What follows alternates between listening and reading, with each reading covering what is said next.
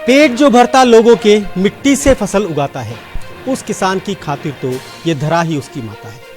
नमस्कार, खम्मा गणी, राम राम साहब। पिछले सप्ताह का किया हुआ वादा निभाते हुए एक बार फिर से हम आप लोगों के सामने हाजिर हैं एक नए विषय के साथ और प्रगतिशील किसान के साथ, जो कि आज हमारे बीच नागौर से पधारे हैं।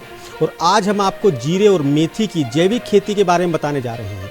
अगर आप भी इनमें से बात करना चाहते हैं, इनसे कुछ पूछना चाहते हैं, तो स्क्रीन पर दिए गए नंबर पर डायल करके सीधा इनसे संवाद कर सकते हैं। आपको करना सिर्फ इतना सा है कि हमसे बात करते समय टीवी के वॉल्यूम को बिल्कुल कम कर देना है, जिससे कि आपके प्रश्न को हम अच्छे से सुन सकें और आपकी बात का, आपकी शंका का समाधान ढंग से किया जा सके। तो लीजिए प्रारंभ करते हैं जय जय किसान।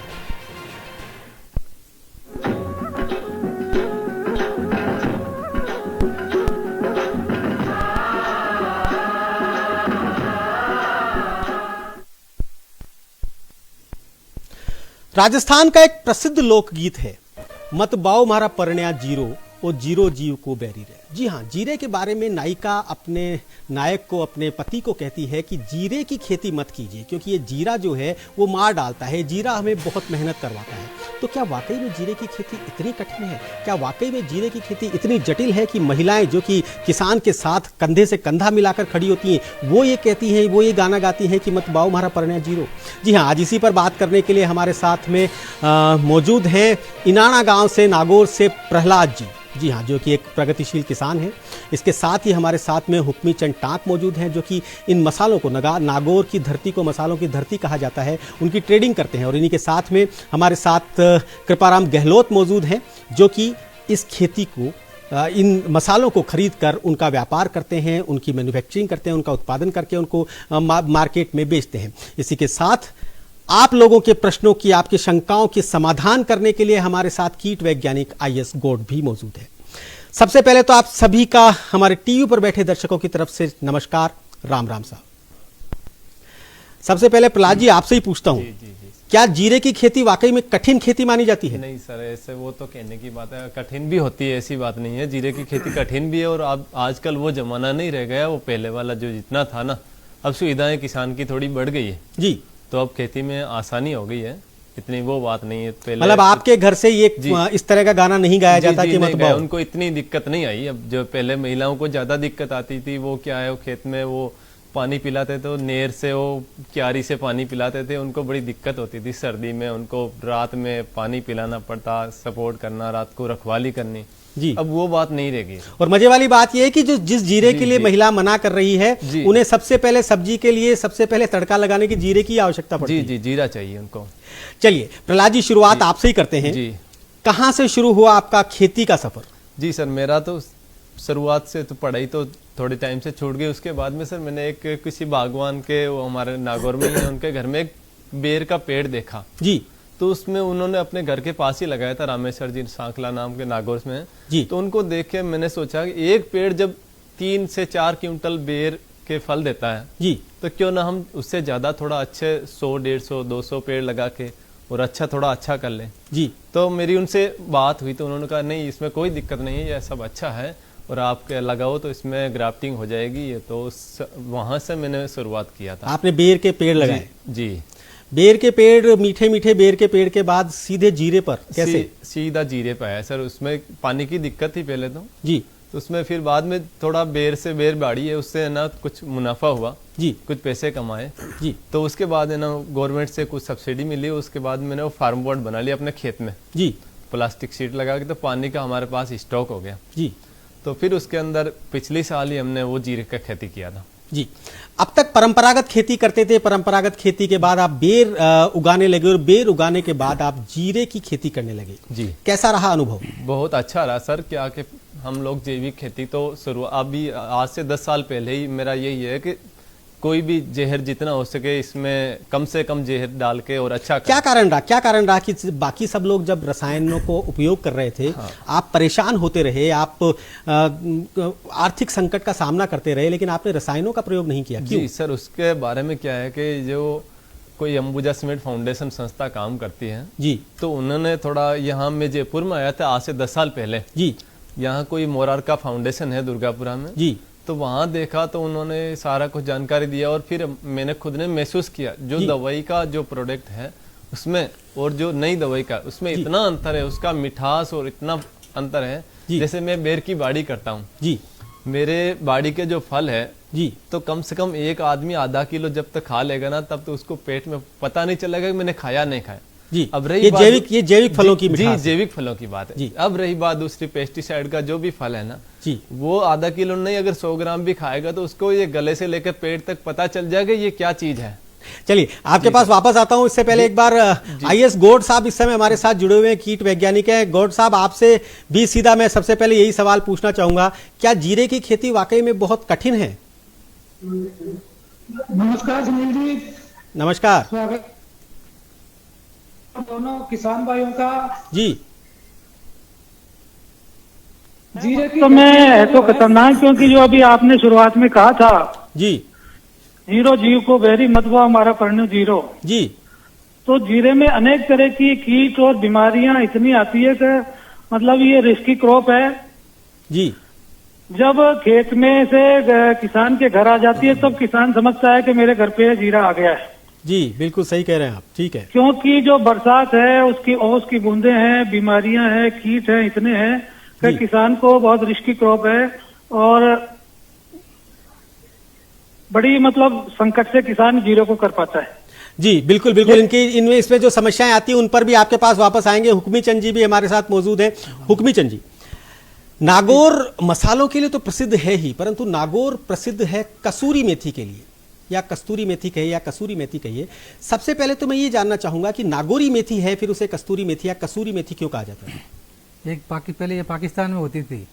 अच्छा। जहाँ वहाँ कस्बे का एक नाम है कसूरी, तो उसके वजह से इनका नाम कसूरी मेथी रखा गया है। अच्छा, मतलब सबसे पहले शुरुआत इसकी पाकिस्तान से हुई थी? हाँ, पाकिस्तान से हुई थी जी।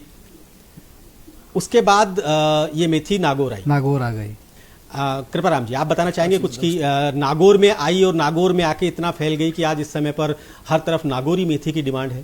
सर, ये खाने को एक टेस्ट बढ़ाती है जी, और इसमें ये हमारे इंडिया से बाहर भी बहुत सारे देशों में भी जा चुका है माल ये जी, और आगे भी इनकी बड़ी मांग रहती है जी।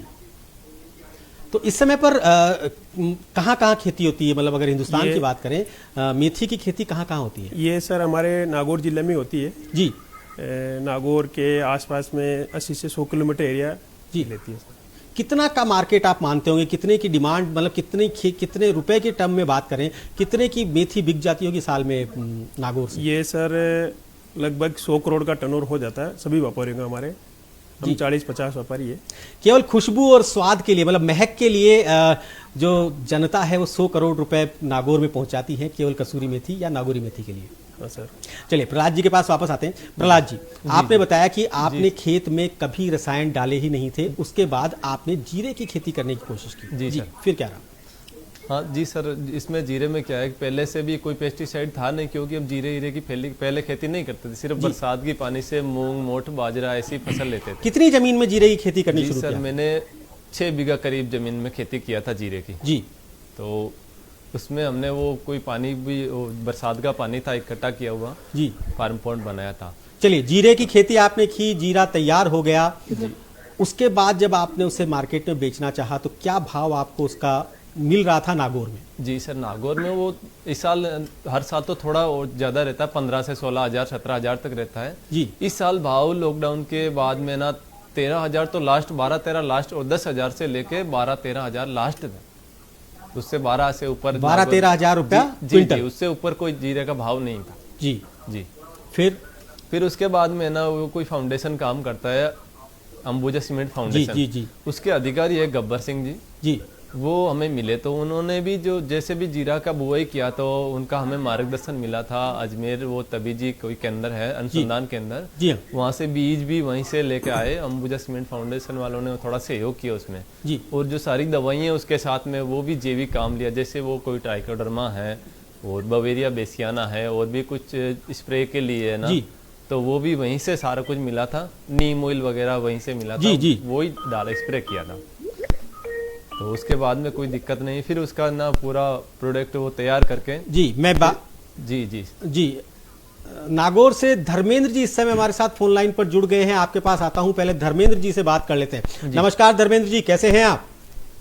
नमस्कार साहब, बढ़िया है एकदम। स्वागत है आपका हमारे इस कार्यक्रम जय जय किसान में। जी राम राम राम राम जी, क्या पूछना चाहते हैं? साहब मेरा सवाल ये है कि जैसे ऑर्गेनिक खेती से अपन खेता वो करें जीरा जी, और एक रासायनिक के विधि से अपन जीरा करते हैं जी, तो भाव तो जब दोनों के सेम ही मिलने हैं जी, तो फिर ऑर्गेनिक करने से हमें क्या फायदा होगा? धर्मेंद्र जी, आपके सवाल का जवाब प्रहलाद जी खुद देंगे। अभी थोड़ी देर तक आप हमारे कार्यक्रम के साथ बने रहें। ये नहीं है कि ऑर्गेनिक का और रसायन के साथ किए हुए जीरे का भाव सेम मिलता है, ये प्रहलाद जी आपको बताएंगे। प्रहलाद जी, आपने जैविक खेती की, आपने जैविक खेती करके जीरा किया। जीरा आपको नागौर में 12,000 रुपए 13,000 रुपए पर क्विंटल मिल रहा था। आपको निराशा जरूर महसूस हुई होगी कि मैं ऑर्गेनिक करके मुझे क्या मिला, क्या हुआ उसके बाद? जी सर, उसमें उसके बाद में क्या हुआ, वो जो अपने अधिकारी है ना अंबुजा सीमेंट फाउंडेशन के, उन्होंने मेरे को यहाँ से सैंपल मांगा था। तो वो 1 किलो सैंपल का हमने यहाँ से उन्होंने ही भिजवाया था। यहाँ से बॉम्बे गया सैंपल जी, और बॉम्बे से फिर वो यूएसए अमेरिका उसका सैंपल गया जी। और उसके 1 महीने बाद में उसकी रिपोर्ट आई कि भाई आपका जीरा एकदम कोई इसमें जहर नहीं है, आप जो जीरा जितना है आपके पास उतना भिजवा दो। जैसे उन्होंने मेरे को पहले भी पूछा था आपके पास जीरा कितना है जी, तो मैंने कहा वही मेरे पास 5 से 6 क्विंटल के बीच में जीरा है जी। तो उन्होंने कहा कि भाई आप जितना भी आपके 5 है या 6 क्विंटल जीरा वो है ना भेज दो हमारे जी।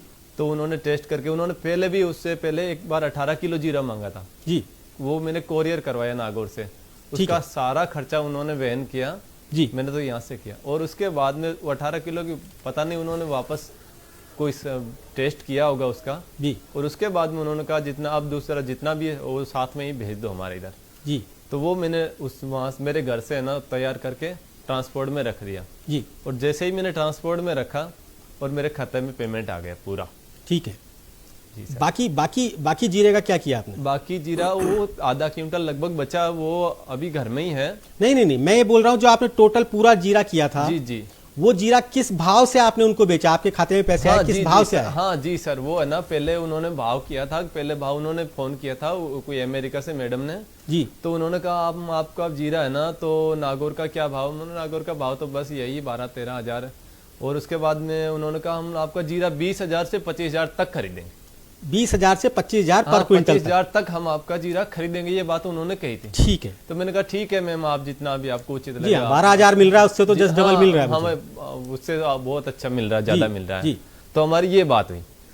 फिर उसके बाद में क्या हुआ सर कि वो कोई जैसे भी रिपोर्ट पॉजिटिव आई, उसके बाद में कोई फाउंडेशन के कर्मचारी कुल मिला के आपके पास जो पैसा आया वो किस भाव से आया? जी जी, मेरे पास वो 28,000 रुपए क्विंटल से मेरे को पैसे मिल गए। उसके बाद में जो वारदाना वगैरह था उसका सब एक्स्ट्रा अलग से मिल गया जी जी।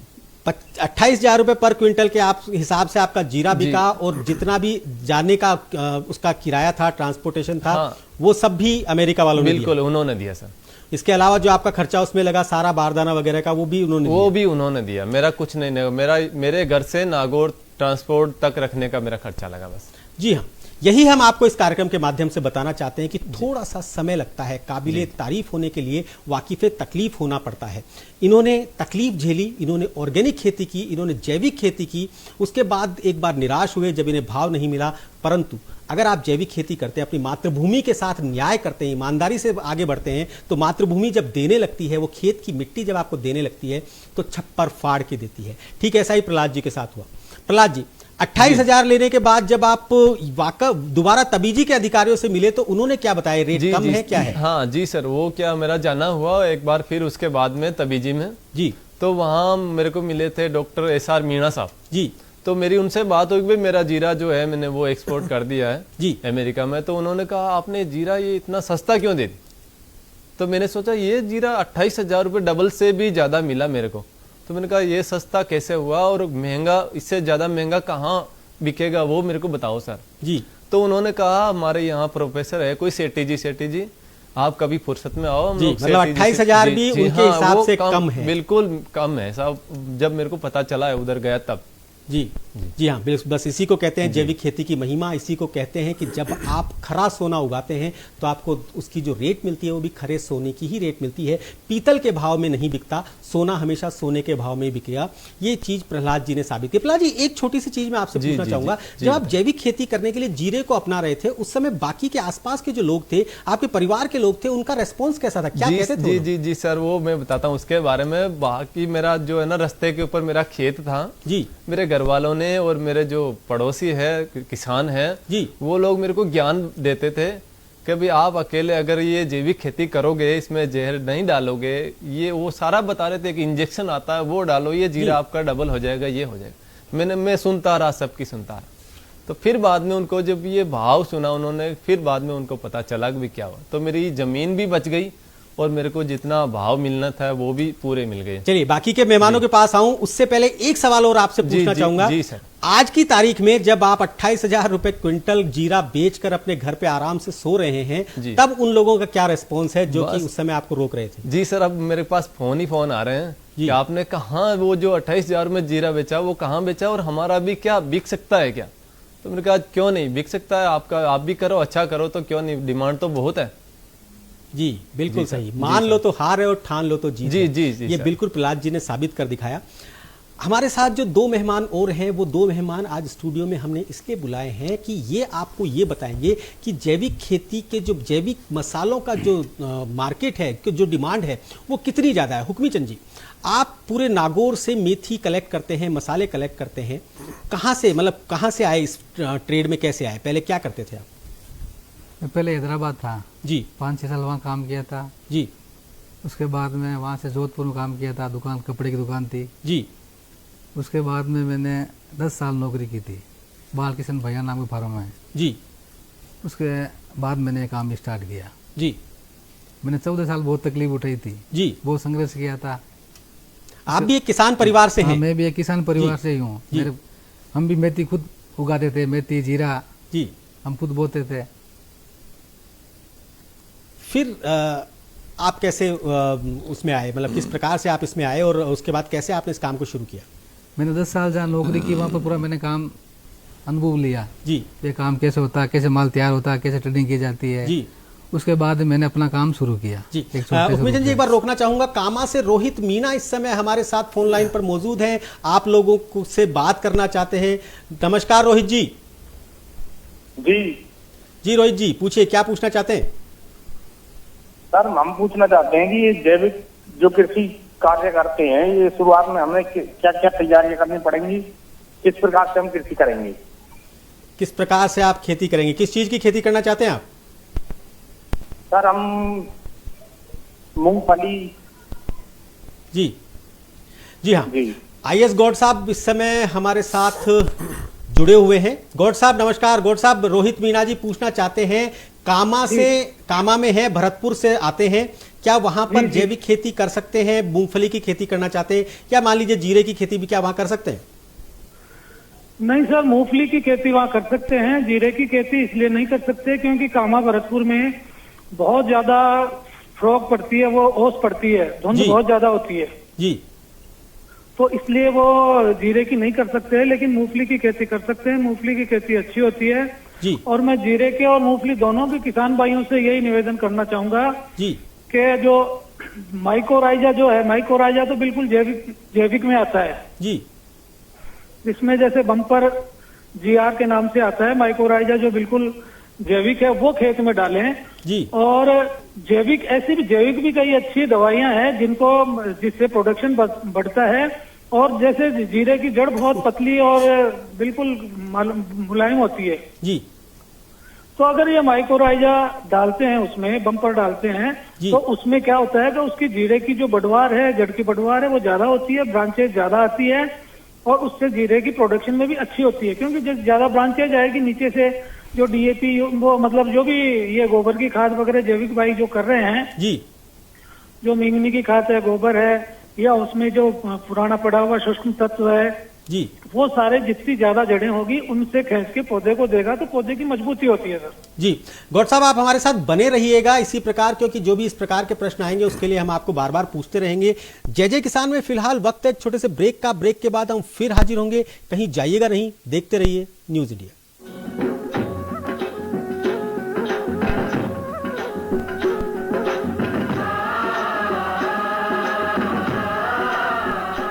MDH बिरयानी मसाला, पारंपरिक बिरयानी का असली स्वाद। असली मसाले सच MDH। सभी कंपनियों के नए ट्रैक्टरों के बारे में पूरी और सही जानकारी चाहिए, या फिर ट्रैक्टरों की आपस में तुलना करके उनमें से बेहतर चुनना चाहते हैं तो डाउनलोड कीजिए ट्रैक्टर जंक्शन का मोबाइल ऐप। बढ़िया है, प्राकृतिक हल्दी, मिर्ची, धनिया। नहीं, मिर्ची, धनिया, हल्दी, MDH। पार्टी कोई भी हो, बस झटपट बनाओ और स्वादिष्ट खाओ। एलिगेंट डिजाइन, वो भी सेफ्टी फीचर्स के साथ। शिखा प्रेशर कुकर।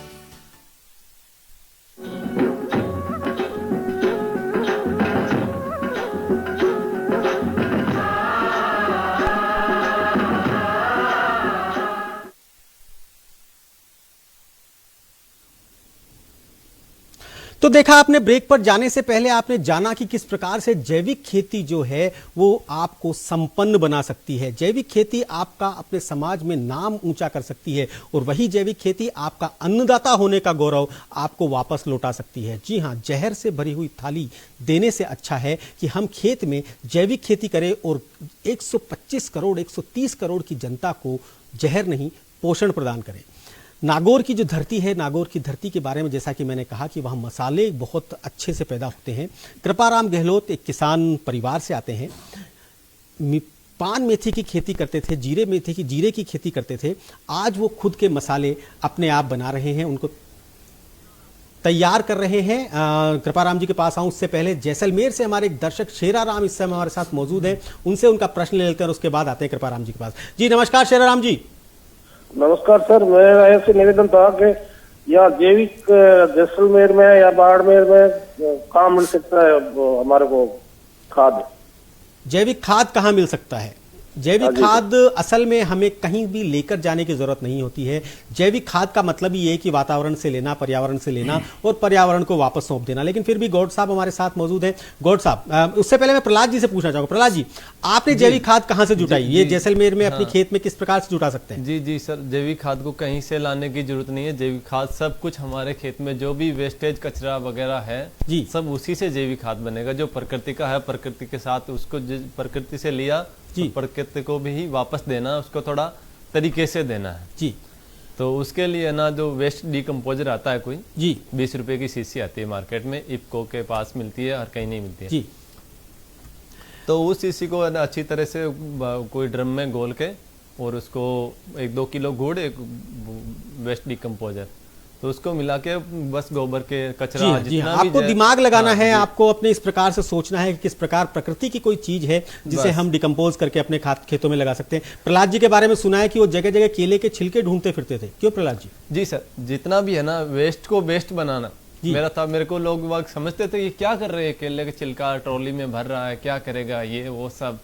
लेकिन फिर पता चला जब, चलिए प्रहलाद जी, अजमेर से हमारे एक दर्शक सद्दाम इस समय मौजूद हैं। जी सद्दाम जी, सुन पा रहे हैं हमारी आवाज? जी जी सर, मैं ये पूछना चाह रहा हूँ कि जैसे जैविक खेती करते हैं तो उसमें जैसे कीटनाशक आ जाते हैं, तो उनको भगाने के लिए क्या उपाय है जैविक खेती में?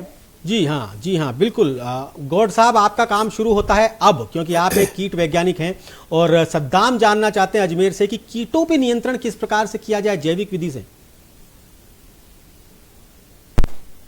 IPM जो कहा गया है कि इंटीग्रेटेड पेस्ट मैनेजमेंट जी, उसमें जैविक खेती वाले भी एक तरह से उसको फिर मतलब लेना पड़ता है, उनको भी कीट का सहारा लेना पड़ता है, कीट को खत्म करने का सहारा लेना पड़ता है जी।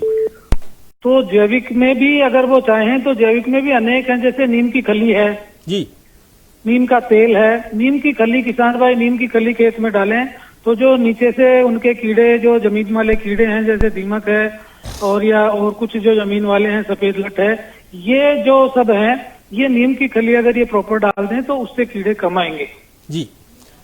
जी, अब आते हैं कृपाराम जी। कृपाराम जी, आप किसान परिवार से हैं, किस प्रकार से आप मसालों में घुसे और मसालों का आप इस तरह से उसको अब पैक करके बेचने लगे हैं, मैं जानना चाहूँगा, थोड़ा सा बताएं हमारे दर्शकों को। सर, हमारे पिताजी पहले खेती करते थे जी, और ये कसूरी मेथी, पुदीना, जीरा ये सब उगवाते थे जी, और उसके बाद में हमने 96 में ये काम चालू कर दिया जी, कसूरी मेथी खरीदना, जी, छोटा बिजनेस चालू कर दिया जी। पर उसके बाद में हमारे को धीरे धीरे बड़ी बड़ी कंपनियों में जाने लगा ये माल जी। उसके साथ पापा जी के साथ मैं भी जाना शुरू किया था जी। और हमने भी धीरे धीरे ये प्लान किया मैंने खुद कि भाई हम भी कुछ करें इनके तरह। जी। ये हमारे से माल लेके अपना पैक करते हैं तो हम भी क्यों नहीं करते इनको खुद अपना पैक करके ही। उसके बाद हमने धीरे धीरे ये अभी 1 महीना हुआ सर काम चालू किया। जी, आपने मसालों का काम शुरू किया है।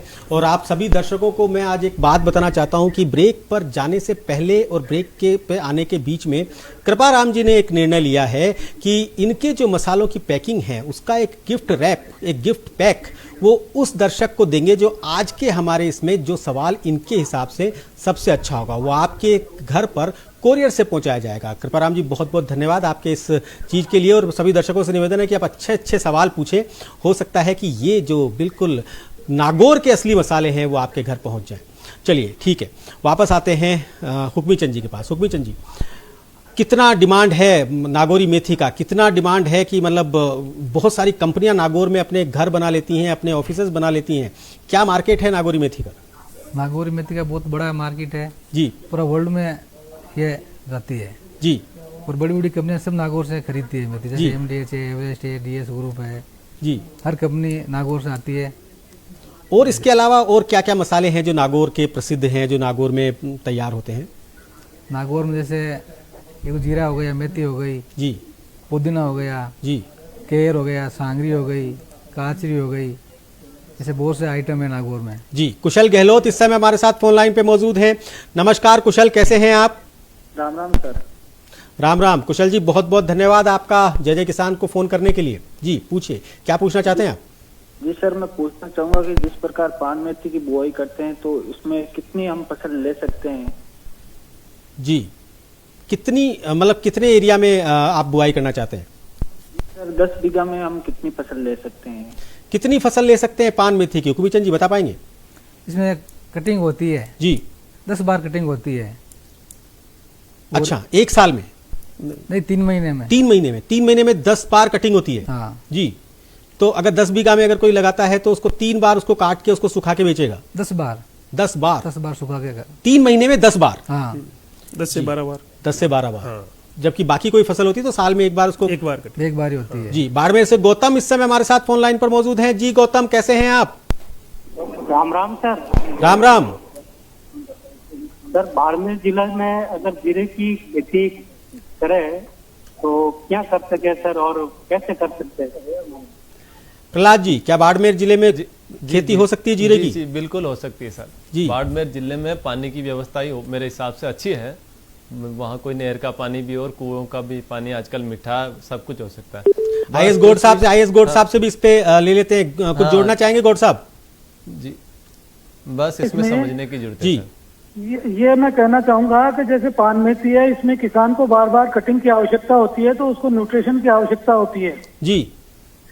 तो कई कंपनियों के पास ऐसे जैविक उत्पाद भी हैं जो उनको अगर स्प्रे करते हैं, जैसे ये बम्पर एक्सेल है जी, इसको अगर स्प्रे अपन बार बार करते हैं तो जो उनकी कटाई है उस कटाई में उनके फर्क पड़ता है, उनकी ग्रोथ में फर्क पड़ता है और उनकी जो पैदावार होती है उसमें फर्क पड़ता है, क्योंकि वो जो पत्ते पान मेथी के पत्ते काम आते हैं ज्यादा। जी गौड़ साहब प्रश्न अभी हालांकि बाड़मेर के एक दर्शक वाला था जो पूछा था मैंने कि क्या बाड़मेर में जीरे की खेती की जा सकती है? बाड़मेर में सर जीरे की खेती बहुतायत से हो रही है जी, बहुतायत से हो रही है। बाड़मेर में बहुत ज्यादा जीरे की खेती हो रही है, वहाँ बिल्कुल कर सकते हैं जीरे की खेती। और अगर वो जैविक चाहें तो जैविक कर सकते हैं, और वैसे केमिकल वाली तो एक आध स्प्रे करके कर ही सकते हैं। बाड़मेर में कर सकते हैं पूरा। जैविक खेती मतलब एक्सपोर्ट होने के लिए जिस तरह के जीरे की आवश्यकता है उसमें क्या मतलब किसान किस प्रकार से एक्सपोर्ट कर सकता है? देखो एक्सपोर्ट तो मैं बात बताऊं सर जी, जीरे का ये जो अपन जैविक खेती कर रहे हैं ये भी होनी चाहिए, लेकिन मेरा थोड़ा सा किसान भाइयों से इनसे निवेदन भी है, और मेरा एक डॉक्टर होते नाते मैं तो कीट वैज्ञानिक हूँ, लेकिन जो कई बायो उत्पाद ऐसे आ रहे हैं जी, जो अगर उसका टेस्ट कराएंगे तो भी वो बायो में ही आएंगे, जैसे माइकोराइजा जनित कई ऐसे हैं। जैसे रोकना चाहूंगा गौड़ साहब एक बार। कुलदीप इस समय सोजत से हमारे साथ जुड़े हुए हैं, दर्शक हैं, काफी देर से प्रयास कर रहे हैं हमसे जुड़ने का। नमस्कार कुलदीप। सर जी नमस्कार जी, पूछिए क्या पूछना चाहते हैं। सर मैं पाली राजस्थान से बात कर रहा हूँ, सोजत से। जी सर मैं आपसे ये पूछना चाह रहा था जी सर, पुदीना की फसल कैसे कैसे कैसे क्या उगाई जाती है, और उसमें सर एक्सपोर्ट का बिजनेस हो सकता है कि नहीं हो सकता है सर? किस चीज की फसल आप पूछ रहे हैं? पुदीना सर, मिंट पुदीने की फसल। जी बताना चाहेंगे धर्मेंद्र जी कुछ आप, पुदीने की फसल करने के बाद क्या उसे एक्सपोर्ट किया जा सकता है या कुछ क्या मार्केट है उसका? कृपाराम जी, प्रहलाद जी आप बताएंगे इसमें, पुदीने की फसल अगर करना चाहते हैं तो उसे किस प्रकार से करके और उसे आगे। जी सर, पुदीने के है ना, जैसे ये पान कसूरी पान मेथी है ना जी, इसके जैसे ही पुदीना के बहुत ही अच्छा बिजनेस है और हमारे नागौर में भी चल रहा है जी। और ये कृपाराम जी भी शायद इसका पुदीने का करते होंगे शायद जी, बहुत अच्छा चलता है पुदीना का भी, उसमें भी मुनाफा अच्छा है जी, उसको अच्छे तरीके से करने की जरूरत है बस। जी नागौर से दामोदर इस समय हमारे साथ जुड़े हुए हैं। नमस्कार दामोदर जी। सर नमस्कार जी, क्या पूछना चाहते हैं? जैसे कि हमारे ये अभी हमने टीवी पर वो प्रहलाद जी नानिया के बारे में, वो ऑर्गेनिक खेती के बारे में हमने सुना है, तो हम यहाँ सैकड़ों किसानों से जुड़े हुए हैं, वो भी ऑर्गेनिक खेती करे, तो उसको हम प्रहलाद जी से वो सीख ले रहे भी, उसको भी ये जीरा है जो को अमेरिका में भेजे और उसको ऑर्गेनिक का आगे से आगे मनोबल बढ़ाए और उसको भी अच्छे दाम दिलाए, उसके बारे में जी हमें वो जानकारी चाहिए। जी हाँ, प्रहलाद जी बिल्कुल तैयार है। प्रहलाद जी, नागौर से लोगों के फोन आ रहे हैं, डिमांड आ रही है आपके लिए कि आप हमें उन्हें भी शिक्षा दें, उन्हें भी थोड़ा निर्देशित करें, उन्हें भी बताएं। जी सर, नागौर में भी और भी काफी लोग किसानों के फोन आ रहे हैं जब से ये जीरा एक्सपोर्ट हुआ है जी। पहले तो लोग बाग वो इसमें नहीं थे क्योंकि लोगों की भी मजबूरी है, वही भाव मिल रहे हैं। जैविक में थोड़ा सा प्रोडक्शन कम हो सकता है, लेकिन उसको भी अगर पूरा समझ लिया तो कोई कम नहीं होगा, कुछ भी कम नहीं होगा, पूरा वो प्रोडक्शन होगा। जी हाँ, एक और दर्शक इस समय फोन लाइन पे मौजूद है, सुनील इस समय हमारे साथ जुड़े हुए हैं। नमस्कार सुनील। राम राम साहब, क्या हाल है आपका? जी बिल्कुल ठीक है, बहुत बहुत आभार आपका कि आप हमें फोन कर रहे हैं हमारे कार्यक्रम जय जय किसान में। साहब आपको आभार है, किसानों के लिए आप हर शनिवार नयो कार्यक्रम ले रहा हो, मगर मेरी एक छोटी सी रिक्वेस्ट है जी कि मैं लोग मशरूम की तरफ जाना चाहवा, तो एक प्रोग्राम अगर माटे कहवा से लोग मशरूम की खेती के बारे में भी माने कुछ बता दो, या तो अठे आर का एक्सपर्ट माने समझा दे साहब, एक माँ के ग्राम पंचायत में आर। कहाँ से बोल रहे हैं सुनील आप? मैं सीकर से बात कर रहा हूँ साहब, छोटी तासर से। जी हाँ बिल्कुल, सीकर से बात कर रहे हैं। सीकर के ही हमारे एक मशरूम के बहुत बढ़िया किसान एक बार यहाँ पे आए थे, मोटाराम शर्मा जी, शायद आपने वो एपिसोड मिस कर दिया। एक बार दोबारा से प्रयास करेंगे हम किसी और किसान के साथ या उन्हीं के साथ में आपको टेलीकास्ट करें और आपको उसकी जानकारी बिल्कुल हम देने का प्रयास करेंगे। बहुत बहुत आभार आपका, आपने हमें फ़ोन किया। कृपाराम जी, क्या आपका आगे का भविष्य का क्या प्लान है? मसाले क्योंकि एक अच्छा मार्केट है और जब से कोरोना आया है उसके बाद से तो मसालों की डिमांड, जो भारतीय मसाले हैं उनकी डिमांड और ज़्यादा बढ़ गई है, और खासकर उन मसालों की जो कि तेज मसाले हैं। हाँ जी सर, ये हम तो राजस्थान में कर रहे हैं, राजस्थान के बाद इंडिया में ही, और इंडिया से बाहर हम एक्सपोर्ट का भी बड़ा प्लानिंग है। हम ये पूरा कंट्री में जाने का सोच रहे हैं जी। जी हुक्मी चंद जी, आपको क्या लगता है, क्या इसके बाद मार्केट और ज़्यादा उठने वाला है? क्योंकि जो कोरोना का काल गया उसमें उस समय बीच में जरूर मार्केट थोड़ा डाउन हुआ होगा, परंतु उसके बाद भारतीय मसालों की मांग बहुत ज़्यादा बढ़ी है। ये उठा हो जाए, धीरे धीरे बढ़ेगा अभी जी। थोड़ा इतना दिन तो कोरोना का असर था जी, अभी धीरे धीरे सुधार हो गया जी, और वापस व्यापार स्टार्ट हो गया और सेल भी बढ़ रही है वापस।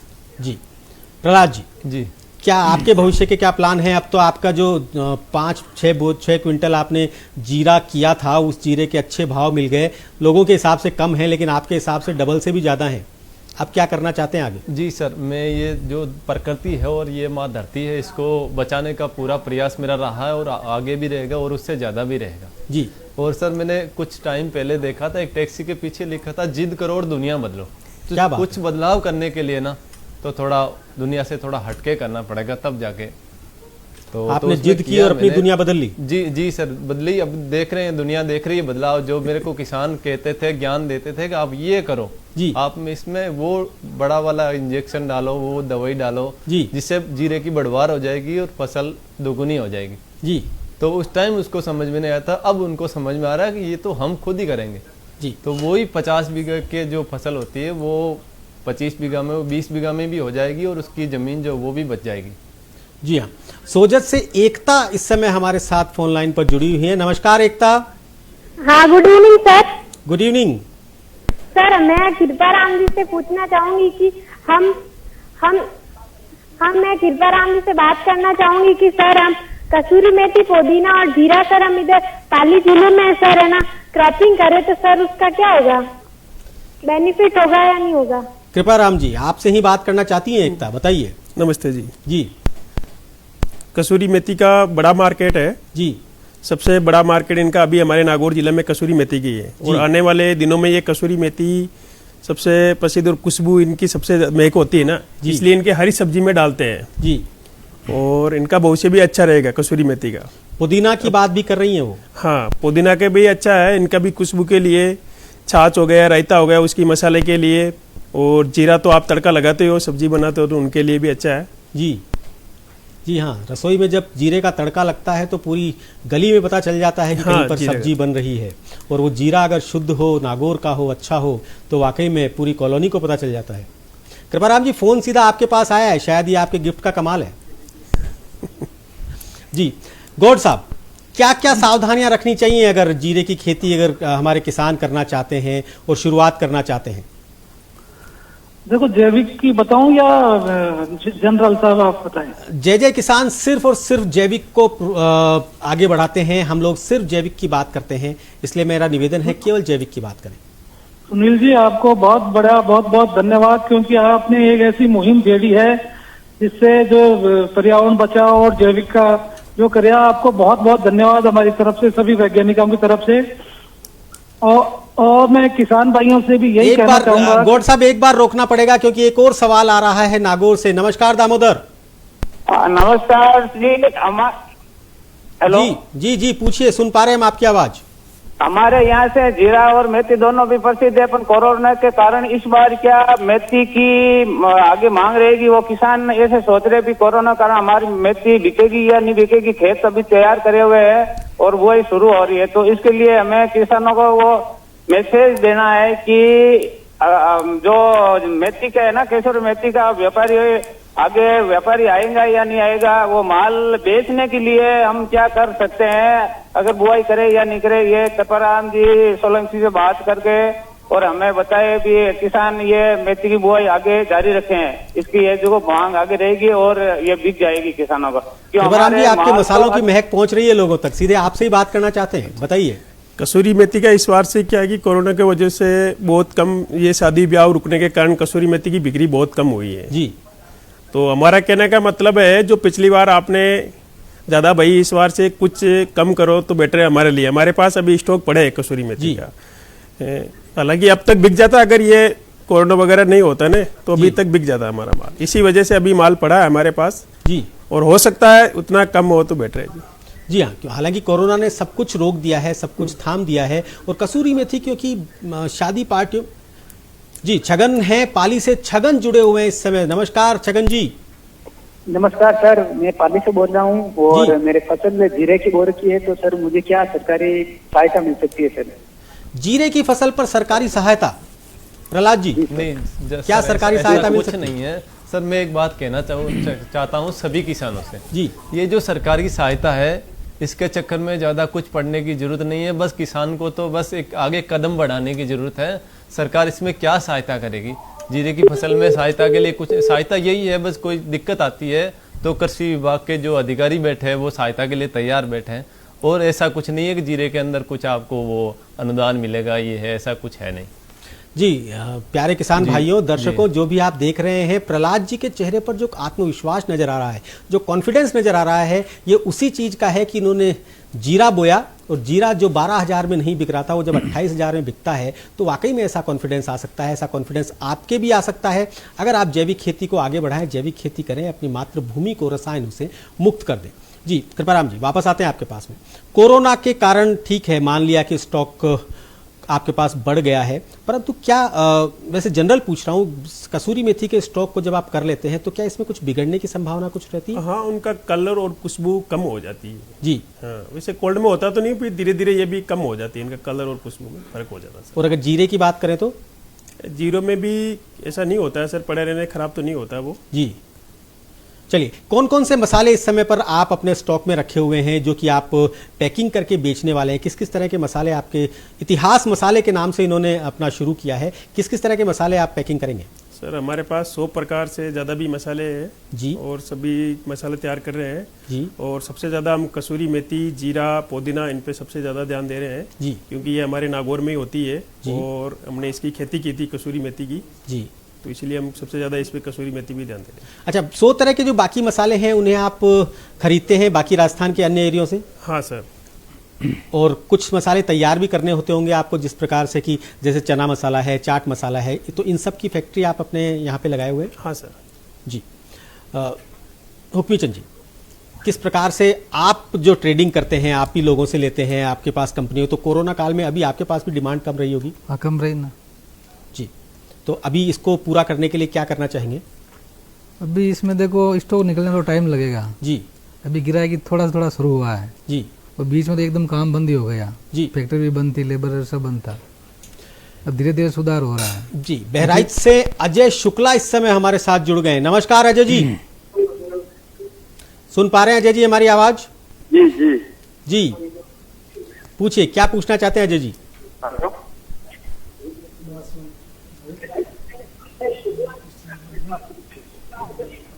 अजय जी, आपकी आवाज हम तक नहीं पहुंच पा रही है। हेलो जी, हाँ जी अजय जी बोलिए।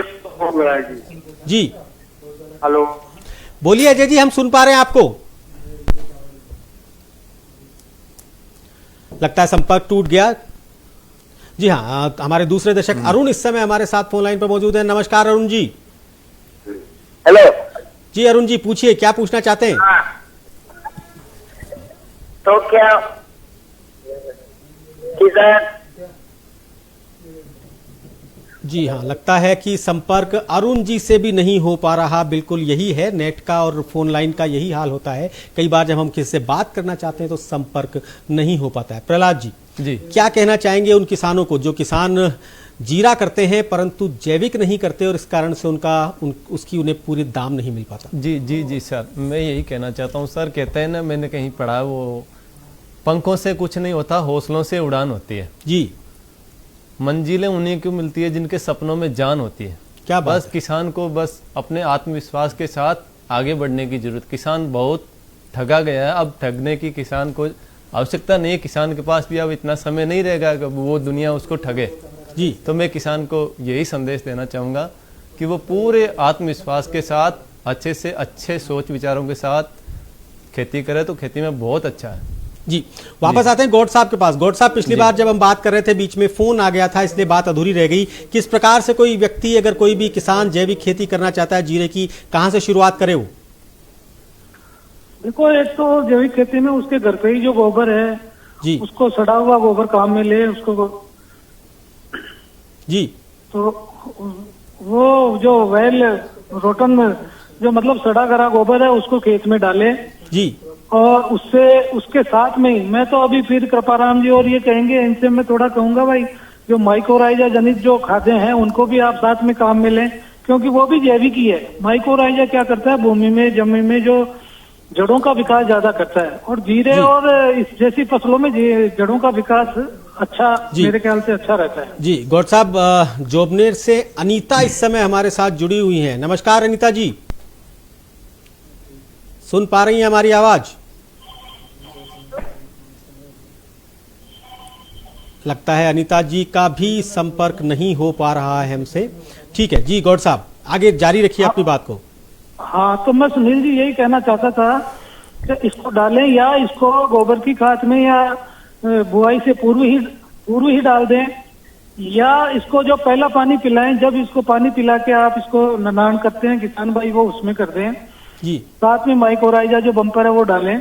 और मैं कहता हूँ जब किसान भाई ये जो मेथी कर रहे हैं कृपाराम जी, और ये एक बार उसको जो बिल्कुल जैविक है 11 उसमें वो है उस, और ऑर्गेनिक फार्मिंग के लिए वो अप्रूव्ड है जी, जो बम्पर एक्सेल उसका भी ये उपयोग करें। चलिए प्रहलाद जी आपसे पूछना चाहेंगे अगर कोई जीरे की जैविक खेती करना चाहता है तो उसे कैसे शुरू करना चाहिए? जी सर, मैं प्रैक्टिकल आपका अनुभव लेना जी सर, जीरे में क्या करना है, पहले से भी कुछ जमीन तो है, कुछ लोगों ने जिस ट्यूबवेल वगैरह है उन्होंने तो अपनी जमीन को पूरा कभी तो कुछ खराब कर लिया जी। जैसे लोगों ने यूरिया डाला तो बहुत ही गलत तरीके से यूरिया, जैसे भी खेत में पानी इकट्ठा हुआ जी, तो उसमें यूरिया लोगों ने जैसे भी बाजार से कट्टा खरीदा और पानी के अंदर डाल दिया जी। बस जैसे ही वो यूरिया जमीन के अंदर गया, अंदर ही अंदर वो जमीन को एकदम बंजर कर दिया जी। तो सब कुछ ये उसके लिए खाद तैयार करना पड़ेगा अपने घर पे ही, सारा कुछ घर पे ही है। गोबर खाद को बढ़िया सड़ाना है, सबसे अच्छा तरीका है वेस्ट डिकम्पोजर डालो, जैसा कैसा भी कचरा कूड़ा करकट जितना भी है वो सब उसके अंदर खत्म हो जाएगा। गोबर और कचरा उसको गलाओ सड़ाओ खेत में डालो। और उसके लिए जैविक खेती के लिए बहुत कुछ आजकल कंपनियां भी काम करती है, मार्केट में भी जैविक दवाइयां मिलती है जी। ज़्यादा किसान को मार्केट में जाने की जरूरत नहीं है, बस जीरो बजट नेचुरल फार्मिंग, बस किसान को कम से कम खर्चे में और ज़्यादा से ज़्यादा पैदा लेना होगा। कृपाराम जी जी सर, कितना फर्क रहता है, आप भी देखते हैं मार्केट में डिमांड का कितना फर्क रहता है कि ऑर्गेनिक की डिमांड कितनी आती है? एक्सपोर्ट मार्केट की बात कर रहा हूँ, एक्सपोर्ट के लिए। और हमारी इधर की लोकल कंपनियां हैं जो इंडिया की, वो भी ऑर्गेनिक के लिए ज़्यादा चाहती महत्व देती है इनको जी। और हम भी यही चाहते हैं कि सबसे ज़्यादा यही हो जी, बिना दवाई का कोई भी मसाला मिले हमको तो ये बेटर है जी हाँ। और जय किसान में एक बार फिर से वक्त है छोटे से ब्रेक का। ब्रेक के बाद हम फिर हाजिर होंगे, कहीं जाइएगा नहीं, देखते रहिए न्यूज़ इंडिया।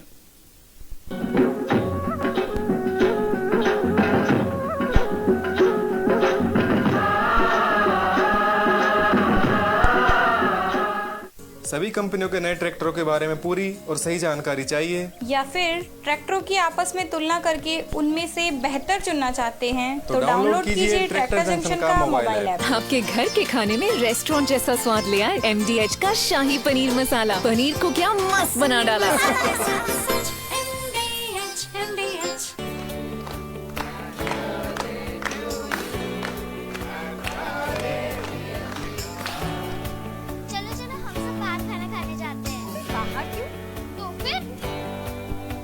इतनी जल्दी इतनी सारी डिशेस सब शिखा प्रोडक्ट्स का कमाल है। ये केक भी पार्टी कोई भी हो बस झटपट बनाओ और स्वादिष्ट खाओ। एलिगेंट डिजाइन वो भी सेफ्टी फीचर्स के साथ। शिखा प्रेशर कुकर।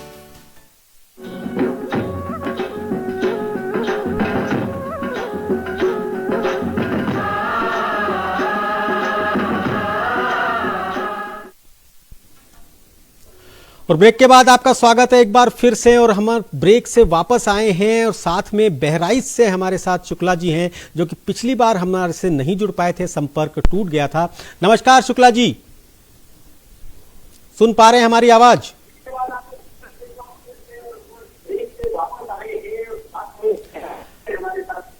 जी हाँ, यही गुजारिश हम आप लोगों से करते हैं कि अपने टीवी का वॉल्यूम थोड़ा कम रखिए। जी जी पूछिए, क्या पूछना चाहते हैं? जी हेलो हेलो शुक्ला जी पूछिए, क्या पूछना चाहते हैं आप? हेलो। समय की कमी है और समय बहुत कम है और यही गुजारिश हम आप लोगों से बार बार करते हैं कि जब भी आप हमें फोन लगाएं तो अपने टीवी के वॉल्यूम को कम कर दें और मोबाइल पर हमसे बात करें, जिससे कि आपकी आवाज हम तक ढंग से पहुंच सके और हम आपकी शंकाओं का समाधान उचित तरीके से कर सके। चलिए, आज हमने जब कार्यक्रम शुरू किया था तो कार्यक्रम शुरू करने से पहले कृपाराम जी जो कि हमारे साथ मौजूद हैं, जो कि मसालों के व्यापारी हैं, मसालों का इन्होंने अपना काम शुरू किया है, मसालों की दुनिया में इतिहास के नाम से मसाले लेकर आए हैं। इन्होंने ये कहा था कि आज के कार्यक्रम में जिनका सवाल सबसे अच्छा होगा उन्हें इनकी तरफ से एक गिफ्ट हैम्पर दिया जाएगा और इस गिफ्ट हैम्पर को ये आगे भी चालू रखेंगे, आगे भी बरकरार रखेंगे अगले आने वाले कार्यक्रम में। इससे सबसे पहले तो मैं आपको कृपाराम जी बहुत बहुत धन्यवाद देना चाहता हूं इस चीज के लिए कि आप लोगों को प्रोत्साहित कर रहे हैं। अब आप ही से पूछना चाहूंगा, कौन सा सवाल आपको सबसे अच्छा लगा जिसको कि आप ये गिफ्ट हैम्पर देना चाहेंगे? तो ये एकता जी पाली सौदे सिटी। एकता जी, बहुत बहुत शुभकामनाएं एकता जी आपको। आपके इतिहास मसाले की महक सीधे आपके घर पहुंचेगी। आपका नंबर ढूंढकर, आपका नंबर देखकर हम आपको फोन करके आपका एड्रेस, आपका पता ले लेंगे और हम आपको ये गिफ्ट उपहार, ये गिफ्ट हैम्पर जो है, ये गिफ्ट पैक जो है वो आप तक पहुंचा देंगे। दूसरा सर? दूसरा दामोदर जी नागौर पालड़ी से। नागौर पालड़ी से दामोदर जी। जी हाँ, दामोदर जी के 2 फोन आए थे, दोनों फोन पे उन्होंने जो सवाल पूछा वाकई काबिले तारीफ थे, बाकी अच्छी बात थी और बहुत अच्छे से इन्वॉल्व हुए। आप दोनों को बहुत बहुत बधाइयां, बहुत बहुत शुभकामनाएं कि आपने ये 2 गिफ्ट पैकेट जीते हैं मसालों के, इतिहास मसालों के। जब आप इन्हें उपयोग में ले तो उसके बाद एक बार हमें बताना मत भूलिएगा कि ये मसाले कैसे थे। बहुत बहुत धन्यवाद कृपाराम जी। जी हाँ प्रहलाद जी, एक बार फिर से वापस आऊंगा आपके पास में। प्रहलाद जी, जैविक खेती में आप आसपास के लोगों को और शामिल करने के लिए क्या करना चाहते हैं? जी सर, हम लोग बस उसी की तैयारी चल रही है जी। वेस्ट डिकम्पोजर पे चल रहा है और अभी एक किसान कंपनी हमें बनाना है जी। वो एफपीओ का गठन आप करना चाहते हैं? किसानों का एक संगठन तैयार करके जी। और किसान कंपनी बनाएंगे सर। जी, किसान की अपनी कंपनी होगी, अपने उनके उत्पाद होंगे और वो अपनी रेट पर उसे बेचेंगे। बहुत सारी सुविधाएं उसमें मिलेगी। अभी तो क्या है, जो व्यापारी है उसके भाव तय करते हैं, हमारे जो उत्पादन है उसके व्यापारी भाव तय। व्यापारी साथ बैठे हुए हैं अभी? जी सर, कोई बात नहीं, व्यापारी और किसान का भी एक संगठन है, वो भी साथ में चलेगा जी। लेकिन क्या है कि ये भी अपना है कि जो जितने भी बिचौलिए है जी, उनको खत्म करके सीधा किसान तक व्यापारी पहुंचे। बीच में जो बिचौलिए है, बिल्कुल सही बात है। आपको कम से कम अपना रेट, जो अपना भाव जो है वो पूरा अच्छे से मिलना चाहिए, वो बहुत जरूरी है। तभी किसान आगे बढ़ पाएगा, वरना किसान धीरे धीरे लुप्त होते चले जाएंगे। जी हाँ, जोबनेर से अनीता एक बार फिर से हमारे साथ जुड़ गई हैं। नमस्कार अनीता जी। नमस्कार जी, पूछिए क्या पूछना चाहती हैं अनीता जी? आपके क्या करना होगा? एमएससी, बीएससी, मैं मधुमक्खी पालन करती हूँ। आपके कार्यक्रम के माध्यम से जानकारी। आप मधुमक्खी पालन करती हैं? जी सर। और आप हमारे कार्यक्रम में आना चाहती हैं? जी सर। जी, बहुत बहुत स्वागत है आपका। अगर आप मधुमक्खी पालन करती हैं और हमारे किसानों को आप मधुमक्खी पालन सिखाना चाहती हैं तो बहुत जल्द हम आपसे संपर्क करेंगे और आपको जय जय किसान का मंच प्रदान किया जाएगा, जहां से आप बाकी किसानों को भी मधुमक्खी पालन यानी कि मीठा मीठा शहद बनाने का तरीका बता सकते हैं। बहुत बहुत धन्यवाद अनीता जी, आपने संपर्क किया। बाकी किसानों से भी मेरा यही निवेदन है, अगर आपने अपने क्षेत्र में कुछ अच्छा किया है, अगर आप चाहते हैं कि किसानों तक आप अपनी कुछ बात पहुंचाना चाहते हैं, अगर आप चाहते हैं कि किसानों को आप कुछ ऐसी बात बताना चाहते हैं जो कि उनके जानने के लिए जरूरी है, तो जय जय किसान का ये मंच आप सभी लोगों को आमंत्रित करता है। आप हमसे ईमेल के जरिए, फोन के जरिए या किसी भी तरीके से हमसे संपर्क करके सीधे हमसे बात कर सकते हैं। ये कार्यक्रम केवल और केवल किसानों को समर्पित है। कृपाराम जी, एक बार फिर से आपके पास आते हैं। कृपाराम जी, किस प्रकार से अगर जो लोग खेती कर रहे हैं, मसाले की खेती बाकी जगह भी कर रहे हैं, कई बार वो लोग निराश हो जाते हैं कि मार्केट नहीं है या दाम उन्हें नहीं मिलते हैं, क्या करना चाहिए उन लोगों को? कैसे संपर्क करना चाहिए ऐसे व्यापारियों से जो कि मसाले की अच्छी रेट दे सके? सर, इनके लिए तो सीधा व्यापारी से संपर्क हो पाएगा जी। और मंडी है, मंडियां है इंडिया में, वहाँ पे माल आ जाए जी, और उनकी बोली लगेगी, उसके अनुसार ही भाव फिक्स होगा। चलिए, हुक्मी चंद जी क्या कहना चाहेंगे किसानों को? बिल्कुल समय कम है, अंतिम फाइनल कमेंट में आपसे जानना चाहूंगा, क्या कहना चाहेंगे? किस बारे में कहना? किसानों को क्या अपील करना चाहेंगे? किसान जितना हो उतना जैविक खेती करें, उससे अच्छा होगा जी। और लास्ट में यही होगा कि जैविक खेती ही करनी पड़ेगी जी। जितनी ज्यादा हो सके उतना जैविक खेती करो। जी हाँ, बिल्कुल। अगर आपको रोग मुक्त जीवन चाहिए, अगर आप चाहते हैं कि कम से कम प्रयोग करें जी, आपकी पीढ़ी, आने वाली पीढ़ी जो है वो स्वस्थ हो, मजबूत हो, तो आपको जैविक खेती करनी पड़ेगी। प्रहलाद जी, अंतिम अपील किसानों से क्या करना चाहेंगे? जी सर, मैं किसानों को अंतिम अपील में, और ये मेरा संदेश रहेगा कि किसानों को, किसान ज्यादा खेती नहीं करके जी, और उसी में से थोड़ा ही करके उसमें अच्छा करें जी, तो उसका किसान का जैसे वो खर्चा, जो फालतू का खर्चा लग रहा है वो बच जाएगा जी, और थोड़े में ही ज्यादा हो जाएगा। और कम पैदावारी अगर हुई तो उसकी वैल्यू बढ़ जाएगी। किसान यही होता है, किसान ज्यादा के चक्कर के अंदर बहुत उसमें पेस्टिसाइड ये वो, उसका सारा व्यवसायिक खेती नहीं करता है जी। तो मेरा संदेश रहेगा किसानों को, वो अपनी व्यवसायिक खेती करे कि खेती में अपना घाटा कहाँ जा रहा है जी, उसका पता करे। और ये जो अपनी धरती माँ है, इसका एहसान उतारने का प्रयास करे किसान। जी हाँ, बिल्कुल सही कह रहे हैं। आने वाली पीढ़ी के लिए ना कुछ छोड़ के जाए जी। और साथ में ये भी कह दें कि अन्न धन के भंडार भरेंगे लेकिन कीमत पूरी लेंगे। जी जी जी सर, बहुत सर, नागौर जिले में प्रकृति ने बहुत सारा खजाना नागौर जिले में ही लुटाया सर। जी बहुत बढ़िया।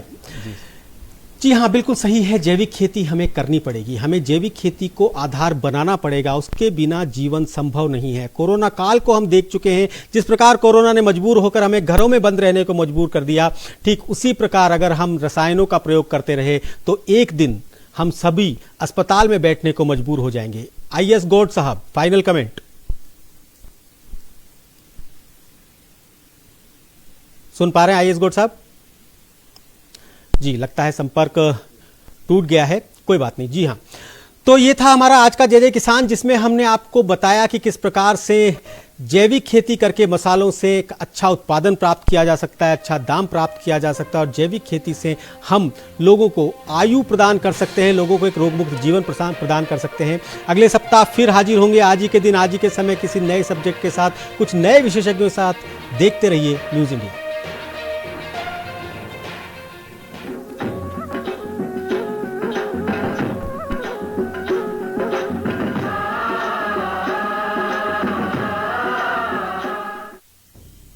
अगस्त 1947 का सूरज जो भारत को बना गया दुनिया का सबसे बड़ा लोकतंत्र, समाज के साथ, अर्थव्यवस्था के साथ, शिक्षा के क्षेत्र में बढ़ते कदम, विज्ञान और तकनीकी के साथ, जमीन से अंतरिक्ष तक बढ़ता भारत, विदेशों में नई पहचान के साथ पुनः विश्व गुरु बनने की राह पर भारत। बढ़ते भारत के हर कदम में आपके साथ सबसे आगे न्यूज इंडिया 24/7।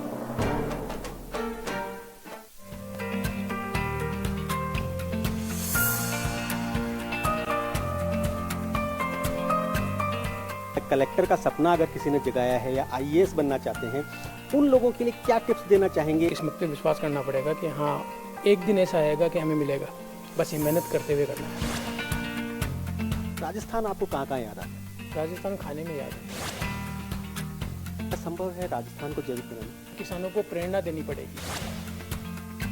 क्या कहना चाहेंगे उन किसानों को जो कि जैविक खेती करना चाहते हैं परंतु हिम्मत नहीं कर पा रहे?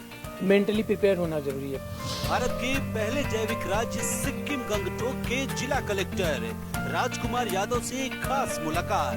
देखना ना भूलें जय जय किसान, रविवार शाम 6 बजे। खेतों से, खलियानों से, सड़कों की बदलती सूरत से, शिक्षा में बढ़ते कदमों से, पक्के होते मकानों से, तकनीक से दक्ष किसानों से, खुशहाल होते गांव से, बदलते वक्त के साथ बदलती गांव की तस्वीर, गांव से जुड़ी हर छोटी बड़ी बात से हम आपको कराएंगे रूबरू।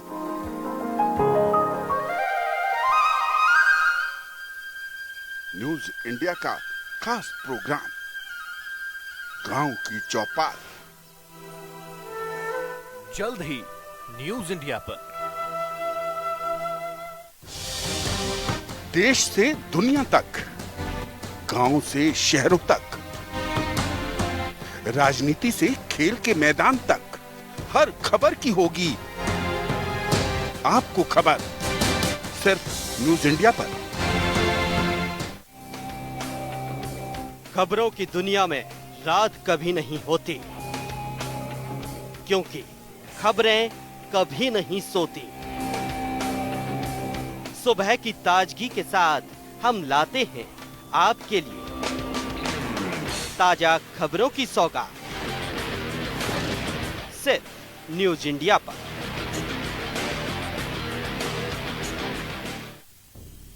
अगस्त 1947 का सूरज जो भारत को बना गया दुनिया का सबसे बड़ा लोकतंत्र, समाज के साथ, अर्थव्यवस्था के साथ, शिक्षा के क्षेत्र में बढ़ते कदम। विज्ञान और तकनीकी के साथ जमीन से अंतरिक्ष तक बढ़ता भारत, विदेशों में नई पहचान के साथ पुनः विश्व गुरु बनने की राह पर भारत। बढ़ते भारत के हर कदम में आपके साथ सबसे आगे न्यूज इंडिया 24/7। नमस्कार, मैं नवनीत गौतम, अंतर्राष्ट्रीय कबड्डी खिलाड़ी हूँ। जैसा कि आप सब लोग जानते हैं कि मैं प्रो कबड्डी और इंटरनेशनल लेवल पे काफ़ी लेवल तक खेला हुआ हूँ। इस वीडियो के माध्यम से आपको ये संदेश देना चाहता हूँ कि किसानों को आप हमेशा इज्जत दें और किसानों को जितना आप हमें अन्नदाता के रूप में मानेंगे, जितना आप उनको सराहना करेंगे, उतना ही आपके लिए अच्छा रहेगा। इन्हीं किसानों को समर्पित है न्यूज़ इंडिया का कार्यक्रम जय जय किसान। देखना ना भूलें न्यूज़ इंडिया। देखना ना भूलें जय जय किसान सुनील सुशीला शर्मा के साथ हर शनिवार और रविवार शाम 6 बजे। इस कार्यक्रम के प्रायोजक हैं भारतीय जैविक किसान उत्पादक संघ। आइए बनाएं जैविक राजस्थान।